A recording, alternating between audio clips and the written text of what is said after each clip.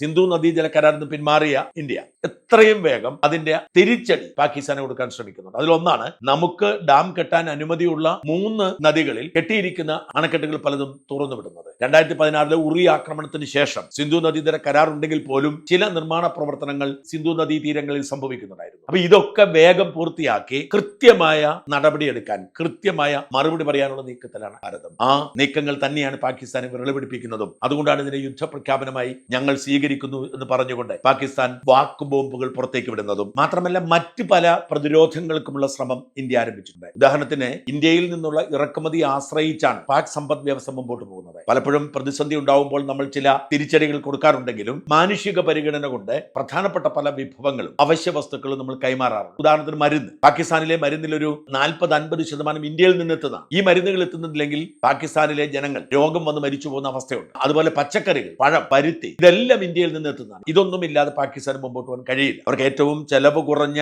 ഇറക്കുമതി ഇന്ത്യയാണ്. മാത്രമല്ല മറ്റ് പലയിടങ്ങളിലും ഇന്ത്യയിൽ ലഭ്യമായിടത്തോളം ഈ കാര്യങ്ങളൊന്നും ലഭ്യമല്ല. അതുകൊണ്ട് സമ്പൂർണ്ണ വ്യാപാര നിരോധനം ഏർപ്പെടുത്താൻ ആലോചിക്കും. സീറോ ട്രേഡ്, ഒരു സാധനവും അങ്ങോട്ട് കയറ്റി വിടണ്ട എന്നൊരു നിലപാടും. ഇത് പാകിസ്ഥാന് താങ്ങാൻ കഴിയുന്നതിനപ്പുറമാണ്. പാക് സമ്പദ് വ്യവസ്ഥയെ ബാധിക്കും. പാകിസ്ഥാന് വിലക്കയറ്റം ഉണ്ടാവും. പ്രത്യേകിച്ച് മരുന്നിന്റെ കാര്യത്തിൽ പാകിസ്ഥാൻ ഒരിക്കലും സ്വയം പര്യാപ്തത നേടിയിട്ടില്ല. മരുന്നുകളുടെ കാര്യത്തിൽ ഭാരതമാണ് പാകിസ്ഥാൻ ആവശ്യമായ മരുന്ന് കൊടുക്കുന്നത്.